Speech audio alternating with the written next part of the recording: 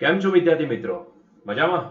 ચાલો તો આપણે આજના લેક્ચરની શરૂઆત કરીએ તો આપણા ક્વેશ્ચન તરફ આગળ વધીએ.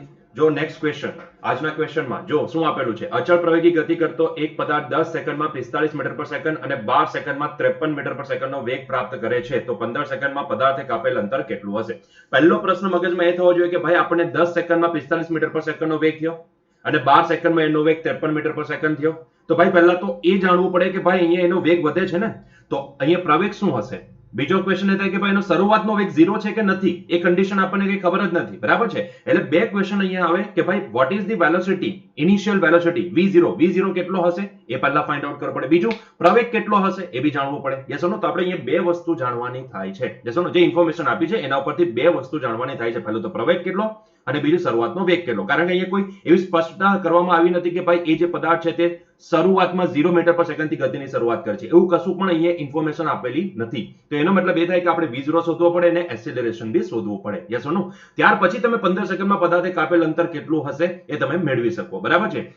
આપણું અચળ પ્રવેગી ગતિનું સેકન્ડ નંબરનું ફોર્મ્યુલા એપ્લાય કરીએ, બરાબર છે? પણ એના માટે એ સેકન્ડ નંબરનું ફોર્મ્યુલા એપ્લાય કરશો તેમાં v0 ની બી જરૂર પડશે અને એક્સિલરેશનની બી જરૂર પડશે, બરાબર છે? તો એનો મતલબ એ છે કે આપણે પહેલા તો આપેલ ઇન્ફોર્મેશન ઉપરથી શું મેળવી લે, તો એક તો v0 અને બીજું એક્સિલરેશન, બરાબર છે? મને નથી ખબર અહીંયા v0 શરૂઆતનો વેગ 0 છે કે નથી, બરાબર છે? એની સ્પષ્ટતા કરી નથી, એટલા માટે જાણવું બહુ જ જરૂરી છે. ચાલો તો પહેલી ઇન્ફોર્મેશન આપણે જોઈએ. પહેલી ઇન્ફોર્મેશનમાં એવું કહ્યું કે 10 સેકન્ડમાં 45 મીટરમાં પર સેકન્ડનો વેગ અચીવ કરે છે, બરાબર છે? સો in t is equals two આપણે 10 સેકન્ડ લઈએ તો ત્યારે એનો ફાઇનલ વેગ કેટલો થઈ જાય છે? 45 મીટર પર સેકન્ડ, બરાબર છે? એ આ ઇન્ફોર્મેશન આપેલી છે. તો લગાવો પહેલા નંબરનું formula v is equals two v0 plus at ઉપરથી આપણે આને લખી શકીએ v ફાઇનલ વેગ that is 45 that is equals two v0 મને નથી ખબર, એ તો મેળવવાનો છે. એક્સિલરેશન મને નથી ખબર, એ પણ મેળવવાનો છે, બરાબર છે? t ની વેલ્યુ થઈ ગઈ 10, બરાબર છે? તો આ થઈ ગયું આપણી પાસે રિઝલ્ટ નંબર 1, મતલબ કે ફોર્મ્યુલા નંબર 1. ચાલો તે જ રીતે 12 સેકન્ડે શું કીધું છે? t is equals two 12 second થાય છે ત્યારે ફાઇનલ વેગ એનો કેટલો બને છે? 53 મીટર પર સેકન્ડ, બરાબર છે? તો બસ આ જ ફોર્મ્યુલાની અંદર આપણે એને મૂક્યો તો આ થઈ ગયું 53 is equals two v0 plus a into 12. Clear છે? તો આ થઈ ગયું રિઝલ્ટ નંબર 2.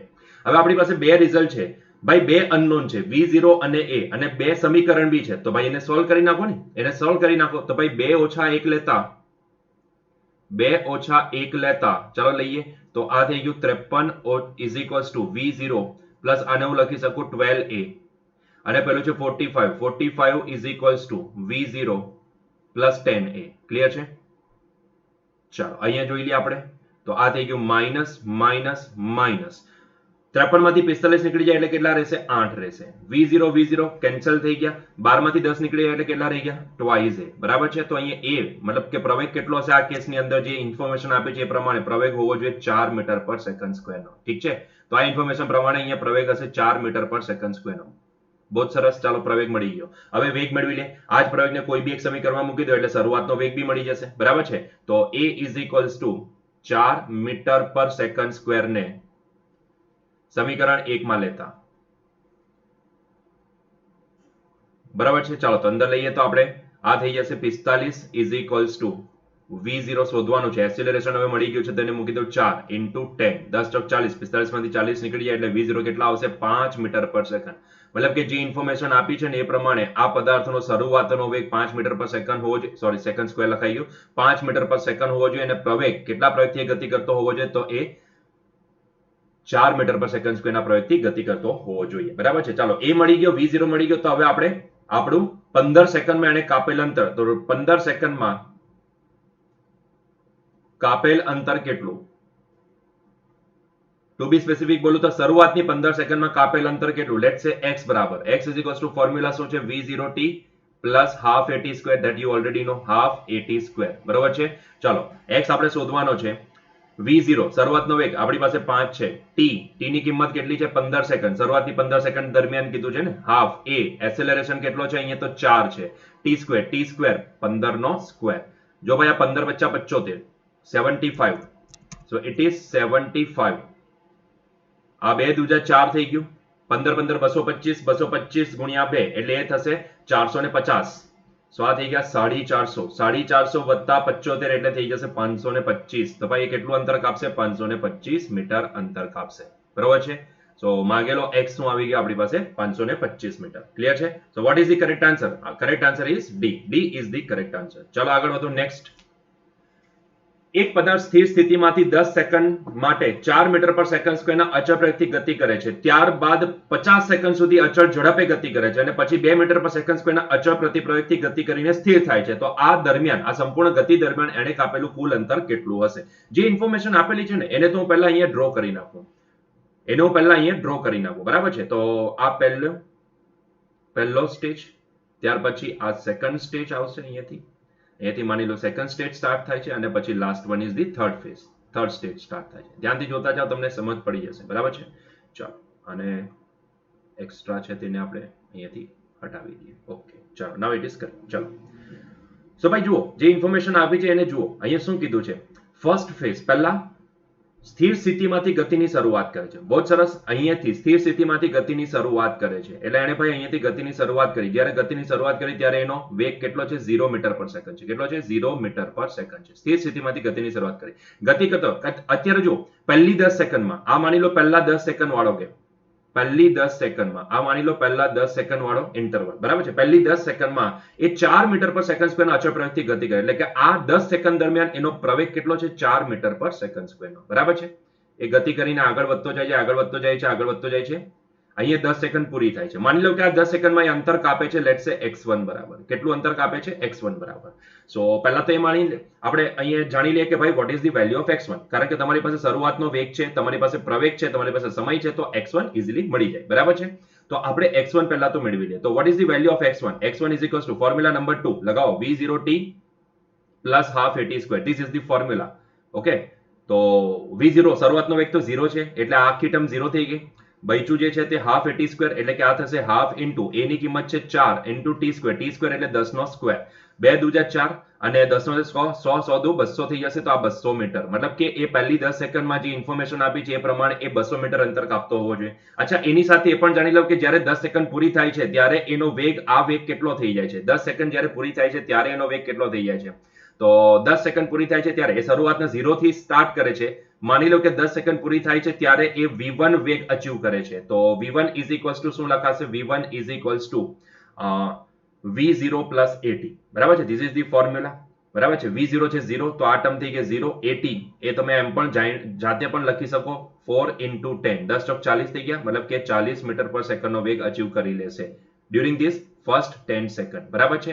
તો અહીંયા જ્યારે પહોંચ્યો હશે ત્યારે એનો વેગ કેટલો થઈ ગયો હશે? v1 40 મીટર પર સેકન્ડ થઈ ગયો હશે. બરાબર છે? v1 40 મીટર પર સેકન્ડ થઈ ગયો હશે. તો હવે આગળ વાંચો. હવે શું કીધું છે? ત્યારબાદ, મતલબ કે 10 સેકન્ડ પતી ગઈ, ત્યારબાદ 50 સેકન્ડ સુધી એ અચળ ઝડપે ગતિ કરે છે. મતલબ કે હવે પછીની 50 સેકન્ડ સુધી, 50 સેકન્ડ સુધી હવે એ અચળ ઝડપે એટલે કઈ? જેટલી અહીંયાથી પહેલી 10 સેકન્ડમાં અહીંયાથી અહીંયા આવવા માટે જેટલી વધી, બરાબર છે? એટલે કે આ જે 40 મીટર પર સેકન્ડ થઈ ને, બસ એટલી જ ઝડપથી હવે એને કોન્સ્ટન્ટ રાખીને હવે એ 50 સેકન્ડ સુધી ગતિ કરે છે. મતલબ કે જ્યારે 50 સેકન્ડ પૂરી થશે ત્યારે બી એની ઝડપ કેટલી હશે? 50 સેકન્ડ પૂરી થાય ત્યારે એની ઝડપ 40 મીટર પર સેકન્ડ જ હશે. બરાબર છે? 40 મીટર પર સેકન્ડ જ હશે. અચળ કીધું છે ને, અચળ ઝડપથી ગતિ કરે છે 50 સેકન્ડ સુધી. માની લો કે આ 50 સેકન્ડ દરમિયાન એ અંતર કાપે છે, લેટ્સ સે x2 બરાબર. હવે આ તો અચળ ઝડપવાળી ગતિ થઈ ગઈ ને, તો અચળ ઝડપવાળી ગતિ માટે x2 બરાબર શું થાય? તો અહીંયા તો અચળ ઝડપવાળી ગતિ છે. અચળ ઝડપવાળી ગતિ એટલે v ઇઝ ઇક્વલ્સ ટુ કપાયેલું અંતરના છેદમાં લાગતો સમય. આ તો ફોર્મ્યુલા લાગે. તો x2 બરાબર શું થઈ જાય? x2 બરાબર v1 into time t. v1 કેટલા છે? 40 મીટર પર સેકન્ડ ગુણ્યા ટાઈમ t કેટલો છે? તો ભાઈ 50. તો આ થઈ ગયા 2000 metre. So it is 2000 metre. બરાબર છે? તો આ થઈ જશે 2000 મીટર. તો એ ભાઈ આ 50 સેકન્ડમાં 2000 મીટર અંતર કાપે છે. બરાબર છે? તો આ મળી ગયો x2. હવે શું થાય છે? તો હવે એવું કીધું કે પછી 2 મીટર પર સેકન્ડ સ્ક્વેરના અચળ પ્રતિપ્રવેગથી ગતિ કરીને સ્થિર થઈ જાય છે.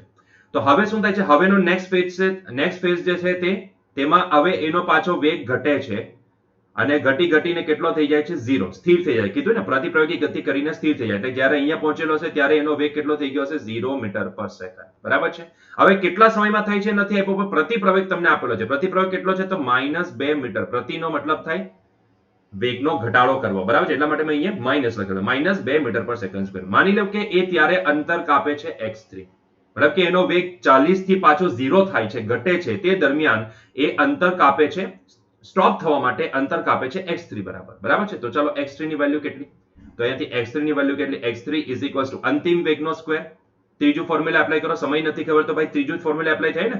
અંતર શોધવાનું છે, સમય નથી ખબર, શરૂઆતનો વેગ. આટલી ગતિ માટે શરૂઆતનો વેગ કેટલો છે, 40 મીટર પર સેકન્ડ. અંતિમ વેગ કેટલો છે, 0 મીટર પર સેકન્ડ. તો ભાઈ અંતિમ વેગ ખબર, પ્રારંભિક વેગ ખબર અને પ્રવેગ ખબર. તો 0 સ્ક્વેર માઇનસ 40 નો સ્ક્વેર ડિવાઈડ બાય, હા ભાઈ પ્રવેગ માઇનસ છે ને, so it is 2 times -2. Clear છે? ચલો આ થઈ ગયું -40 ગુણ્યા 40 ના છેદમાં -4. માઇનસ માઇનસ તો પ્લસ થઈ ગયું, 10 ચોક 40 થઈ ગયું, 4 દાન 400 થઈ ગયા, મતલબ કે 400 મીટર અંતર કાપશે. બરાબર છે. જે ઇન્ફોર્મેશન આપી છે બસ એને આપણે ડ્રો કરતા ગયા અને જે શોધવાનું હતું તે શોધતા ગયા. તો ભાઈ આ સંપૂર્ણ ગતિ દરમિયાન કપાયેલ કુલ અંતર કેટલું આવશે, કુલ અંતર, કપાયેલું કુલ અંતર તમે જાતે જોઈ શકો છો, x1 plus x2 plus x3 બરાબર આવશે. ક્લિયર છે? What is the value of x1? x1 કેટલા આવ્યા, 200 મીટર. x2 કેટલા આવ્યા, 2000 મીટર. અને x3 કેટલા આવ્યા, 400 મીટર. એડ કરી દો બધી વસ્તુ તો તમને આન્સર મળી જશે, ધેટ ઇઝ ધી 2600 મીટર. તો ટોટલ ડિસ્ટન્સ કેટલું કાપશે, 2600 મીટર. ક્લિયર છે? તો this is the answer, D is the correct answer. ચલો આગળ વધો, નેક્સ્ટ ક્વેશ્ચન તરફ આગળ વધીએ. અચળ પ્રતિપ્રયોગી ગતિ કરતો પદાર્થ t જેટલા સમયમાં 2/3 v0 જેટલો વેગ ગુમાવે છે. જ્યાં v0 એ પ્રારંભિક વેગ છે, તો તેનો વેગ શૂન્ય થવા માટે લાગતો કુલ સમય કેટલો હશે? શૂન્ય થવા માટે લાગતો કુલ સમય કેટલો હશે? બહુ સરસ ક્વેશ્ચન. ચાલો એને પણ આપણે પાર્ટીશન કરીને મતલબ કે સ્ટેજ બાય સ્ટેજ જોતા જઈએ. આ પહેલો સ્ટેજ કે જેમાં એનો વેગ v0 થી ઘટી ઘટીને કેટલો થાય છે, 2/3 v0 થાય છે. અને બીજો સ્ટેજ કે જેમાં એનો વેગ હવે 2/3 v0 જેટલો ઘટી ગયા બાદ, મતલબ જેટલો બચે છે એ ઘટી ઘટીને કેટલો થાય છે, 0 થાય છે. બરાબર છે? તો આપણે આ બે સ્ટેજમાં એને ડિવાઈડ કરી દીધું. ઠીક છે, બહુ સરસ. ચાલો તો હવે એને પણ જોતા જાઓ. અહીંયાથી ગતિની શરૂઆત કરે છે. બરાબર છે? શરૂઆત કરે ત્યારે એનો વેગ કેટલો છે, શરૂઆત કરે છે ત્યારે એનો વેગ છે, શરૂઆતનો વેગ v0. પ્રવેગ કેટલો છે મને નથી ખબર, માની લો કે પ્રવેગ a બરાબર છે. અને એવું કીધું છે કે t સમયમાં ગતિ કરે છે, તો t સમયમાં એનો વેગ ઘટી ઘટીને કેટલો થઈ જાય છે, જ્યારે t સમય પસાર થાય છે, t સમય પાર, માની લો કે આ સમય છે t, અહીંયાથી અહીંયા સુધી જવા માટે લાગતો સમય છે t, તો એ t સમયમાં એનો પ્રવેગ ઘટી ઘટીને વેગ ઘટી ઘટીને કેટલો થઈ જાય છે, 2/3 v0. નહીં, સમજો 2/3 v0 જેટલો ગુમાવી દે છે. t સમયમાં 2/3 v0 જેટલો ગુમાવી દે છે. મતલબ કે 2/3 v0 માંથી 2/3 v0 ઘટી જાય છે, તો બચે કેટલા, 1/3 v0. હે ને? તો t સમયમાં એનો વેગનો ઘટાડો કેટલો છે, 2/3 v0 જેટલો. 2/3 v0 જેટલો. તો જ્યારે અહીંયા પહોંચેલો છે ત્યારે એનો વેગ ઘટી ઘટીને કેટલો થઈ ગયો હશે, તો v0 માંથી 2/3 v0 બાદ કરી નાખો એટલે 1/3 v0 થઈ ગયો હશે. 1/3 v0 થઈ ગયો હશે. હે ને? હવે એ 1/3 v0 ને 0 થવા માટે અહીંયા પહોંચે ત્યારે વેગ 0 થઈ જવો જોઈએ. બરાબર છે?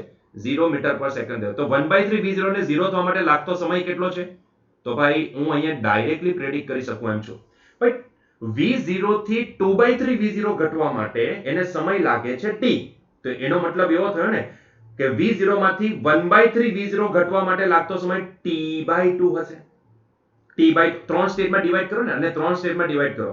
એક v0 ત્યાંથી 2/3 v0 થયો ઘટીને, 1/3 v0 ઘટી ગયો, ત્યાર પછી પાછો અનધર 1/3 v0 ઘટશે એટલે હવે થશે 1/3 v0, અને પછી છેલ્લે એટલો 1/3 v0 ઘટશે એટલે થઈ જશે 0. બરાબર છે? તો દરેક સ્ટેજમાં તમે એવું અઝ્યુમ કરી લો, દરેક સ્ટેજની અંદર એવું અઝ્યુમ કરી લેવું કે ભાઈ 1/3 v0 નો ઘટાડો થાય છે. એવરી t/2 સેકન્ડમાં 1/3 v0 નો ઘટાડો થાય છે. તો v0 માંથી 1/3 v0 ઘટે એટલે બચે કેટલા, 2/3 v0. તો v0 થી 2/3 v0 થવા માટે લાગતો સમય કેટલો, t/2.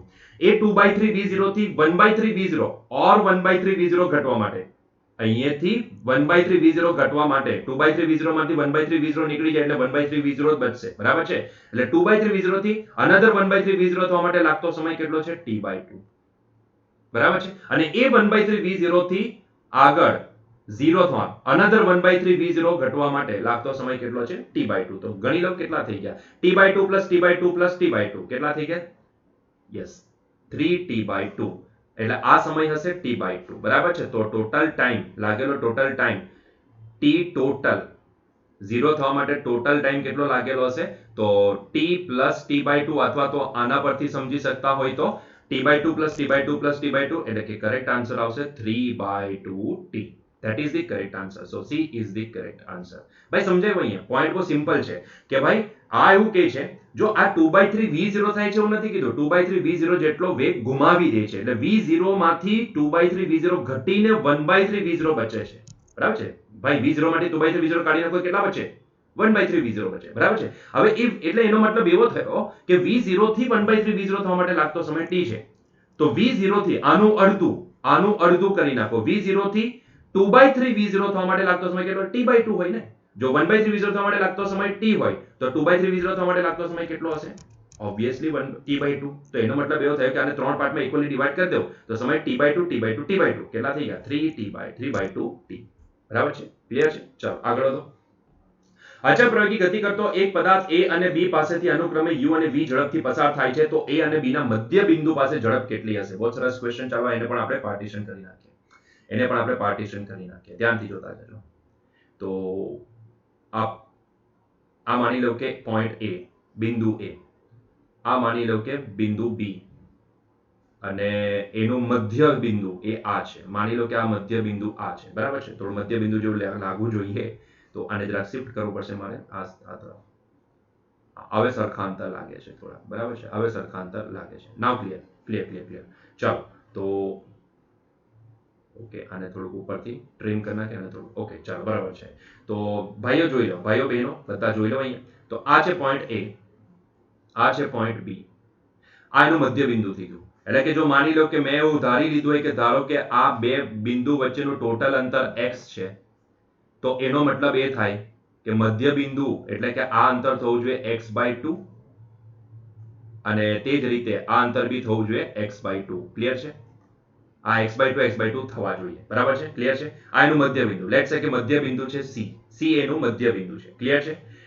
હવે એવું કીધું છે કે ભાઈ એક પદાર્થ છે જે a પાસેથી જ્યારે પસાર થાય છે ત્યારે એનો વેગ u નોંધાય છે અથવા તેની ઝડપ જે બી છે તે એ u નોંધાય છે બરાબર છે તો એ u નોંધાય એટલે કે અહીંયાથી જ્યારે પસાર થાય ત્યારે એની પાસે ઝડપ છે u માની લો કે આગળ વધતો જાય છે c પાસે જ્યારે મધ્ય બિંદુએ પહોંચ્યો છે ત્યારે એની ઝડપ નોંધાય છે લેટ્સ સે v1 મને નથી ખબર v1 શું છે એ તો શોધવાનું છે બરાબર છે અને જ્યારે એ અહીંયાથી ગતિ કરતો પાસ ઓન થાય છે અહીંયાથી એ કસેથી આવેલો હતો બરાબર છે એ કસેથી આવેલો હતો અને જ્યારે b પાસેથી પસાર થાય છે તો b પાસે એક્ઝેક્ટલી b પાસે એનો વેગ નોંધાય છે v બરાબર છે એવું કીધું છે અને પછી ગતિ કરતો આગળ વધી જાય છે તો તમને પૂછેલું છે કે આ c પાસે જે આપણે v1 લખેલો છે ને એ v1 કેટલો હશે મધ્ય બિંદુ આગળ એનો વેગ કેટલો નોંધાશે બરાબર છે એક પદાર્થ ગતિ કરતો આવે છે એ પાસેથી પસાર થાય છે ત્યારે એનો વેગ નોંધાય છે u અને જ્યારે એ મધ્ય બિંદુ પાસેથી પસાર થાય છે ત્યારે આપણે ધારી લીધું છે કે ધારો કે એનો વેગ નોંધાય છે v1 કારણ કે v1 ની વેલ્યુ શું છે આપણને નથી ખબર અને જેમ આગળ વધતો જ્યારે b પાસેથી પસાર થાય છે ત્યારે એનો વેગ કેટલો નોંધાય છે v નોંધાય છે બરાબર છે તો આ બી ઇન્ફોર્મેશન આપેલી છે કે a પાસેથી પસાર થાય ત્યારે u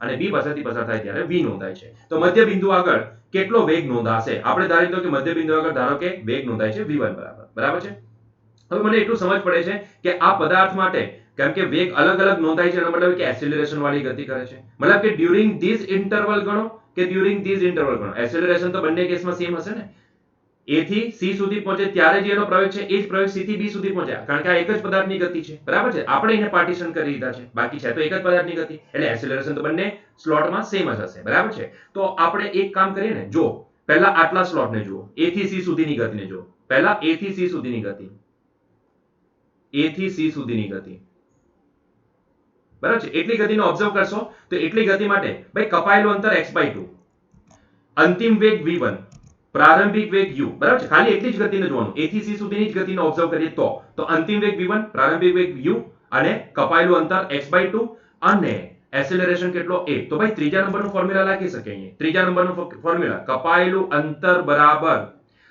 અંતિમ વેગનો સ્ક્વેર માઈનસ પ્રારંભિક વેગનો square divide by twice a this is the formula અહીંથી બે છમ્મા થઈ જાય બે છમ્મા થઈ ગયા એને આ બાજુ લઈ જાઓ તો ભાઈ ax બરાબર શું આવી ગયું ax બરાબર આવી ગયું v1 square minus u square so this is the result number 1 હવે જુઓ c થી b સુધીની ગતિ હવે જુઓ c થી b સુધીની ગતિ તો ભાઈ જ્યારે આપણે c થી b સુધીની ગતિ જોઈએ છે ત્યારે શું નોંધાય છે તો ત્યારે મેં જોયું કે ભાઈ ત્યારે પણ કપાયેલું અંતર કેટલું x/2 ત્યારે પણ કપાયેલું અંતર કેટલું x/2 બરાબર છે અંતિમ વેગ કેટલો v પ્રારંભિક વેગ કેટલો v1 અને એક્સિલરેશન કેટલો a તો ભાઈ સાહેબ તો અહીંયા પણ આપણે એ જ અચળ પ્રવેગી ગતિનું ત્રીજા નંબરનું ફોર્મ્યુલા યુઝ કરીએ તો ભાઈ કપાયેલું અંતર ઇઝ ઇક્વલ્સ ટુ ખાલી c થી b સુધીની જ ગતિને જોઈએ છે તો અંતિમ વેગ ત્યારે થાય છે v સ્ક્વેર v અને પ્રારંભિક વેગ છે v1 v square minus v1 square divide by twice a. કેટલું ઈઝી છે જો, સિમ્પલ. આ અહીંયાથી છમ્મા થઈ ગયું તો ભાઈ સાહેબ આ ax બરાબર અહીંયા શું આવી ગયા v square minus v1 square. બરાબર છે. તો એક રિઝલ્ટ એવું કહે છે કે ax ની કિંમત v1 square minus u square આવે અને બીજું રિઝલ્ટ એવું કહે છે કે ના ax ની કિંમત v square minus v1 square આવે. તો આપણે બંનેને ન્યાય આપીએ તો ફ્રોમ 1 and 2 ax ની કિંમતને સરખાવી દઈએ, મતલબ કે v1 square minus u square that is equals to v square minus v1 square. Clear છે? ચલો v1 સ્ક્વેર ના બાજુ u સ્ક્વેર ને ત્યાં લઈ જાઓ તો આ થઈ ગયા v1 square plus v1 square that is equals to v square plus u square. Clear છે? ચલો તો આ થઈ ગયા twice v1 square that is equals to v square plus u square. તો ભાઈ સાહેબ અહીંયાથી v1 સ્ક્વેર ની કિંમત એટલી આવી, v1 square is equals to v square plus u square divide by 2 આવી. બરાબર છે. તો એનો મતલબ એ થયો કે v1 ની કિંમત કેટલી હશે, અંડર રૂટ લઈ લો બંને બાજુ, તો અંડર રૂટ લઈએ તો આ થઈ જશે v square plus u square divide by 2 બરાબર. This is the answer. તો ચેક કરી લો કયો આન્સર આવે છે. Yes, correct answer is a. a is the correct answer. Clear થયો પોઈન્ટ? ચાલો નેક્સ્ટ ક્વેશ્ચન તરફ આગળ વધીએ. 2 મીટર પર સેકન્ડના વેગથી ગતિની શરૂઆત કરતા એક પદાર્થનો પ્રવેગ આપેલો છે, આટલા વડે આપી શકાય છે, તો t 3 સેકન્ડે પદાર્થનો વેગ કેટલો હશે? અચ્છા, પ્રવેગ આપેલો છે અને વેગ શોધવા કીધું છે અને પ્રારંભિક વેગ બી આપેલો છે. તો ભાઈ પ્રવેગ આપેલો છે તો વેગ મેળવવો હોય તો પહેલા તો પ્રવેગ પરથી વેગ મેળવવો પડે ને. એક્સિલરેશન આપેલું છે અને મારે વેગ મેળવવાનો છે ને, તો પહેલા તો વેગનું સમીકરણ જોઈએ મને. પ્રવેગનું સમયવાળું ચલવાળું વિધેય આપેલું છે, વેગના ચલવાળું વિધેય થોડી આપેલું છે, તો એ મેળવવું પડે. તો આ તો ઊંધો ઓર્ડર થઈ ગયો ને. a થી v મેળવવા કીધું તો a થી v મેળવવા તો શું કરવાનું, ઇન્ટિગ્રેશન લેવાનું. બરાબર છે. તો માટે મેં શું કીધું અહીંયા કે મારે વેગ મેળવવાનો છે એટલા માટે મારે ઇન્ટિગ્રેટ કરવું પડશે, તો ઇન્ટિગ્રેશન a dt થાય, હે ને? ઇન્ટિગ્રેશન a dt થાય. તો ઇન્ટિગ્રલ a કેટલો આપેલો છે તો ભાઈ 6t square minus 2t plus 3 આપેલો છે.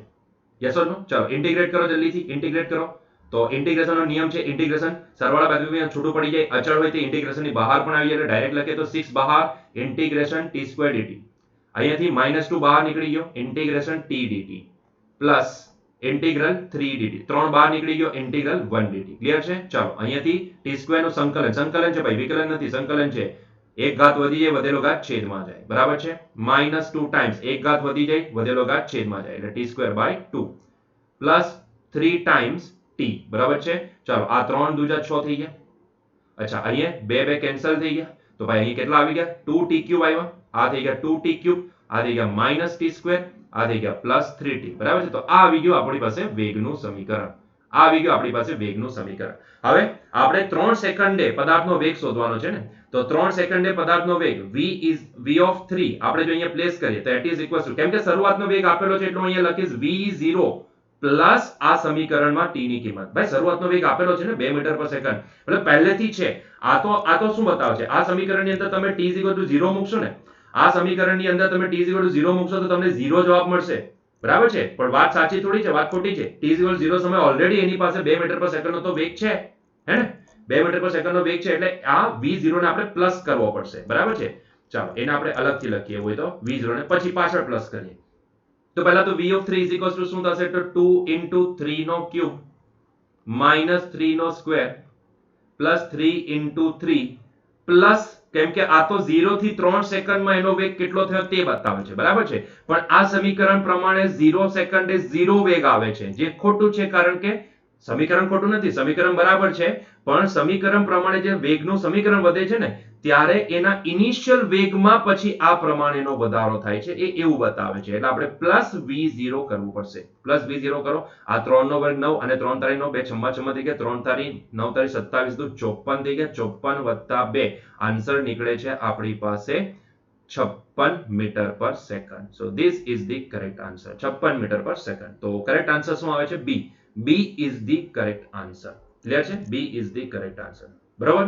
તો વિદ્યાર્થી મિત્રો અહીંયા આપણે આજનો લેક્ચર પૂરો કરીશું. મળીશું નેક્સ્ટ લેક્ચરમાં. Till that enjoy your day. By.